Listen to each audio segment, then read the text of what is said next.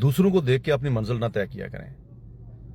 हमने कितने लोगों को देखा, जब वो ये देखते हैं कि एक बंदा डंकी लगा के या गैर कानूनी तरीके से यूरोप गया और वहां जाके उसने बहुत सारा पैसा कमाया और अपनी जिंदगी में गांव के अंदर एक कोठी खड़ी कर ली, तो हमारे हर बच्चे का शौक होता है उस बंदे को फॉलो करना।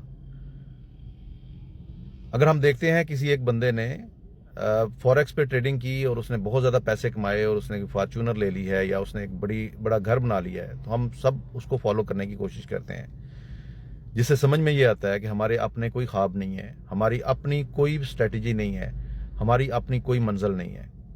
हम हर उस चीज़ के पीछे दौड़ेंगे, हम हर उस चीज़ को अपनी मंजिल समझेंगे जिसमें दूसरों को सक्सेसफुल समझते हैं। हमें वो सक्सेस, वो सारी चीज़ें तो नज़र आती हैं, लेकिन जो चीज़ हमें नज़र नहीं आती वो ये है कि उस सक्सेस को हासिल करने के लिए उनकी स्ट्रगल कितनी है।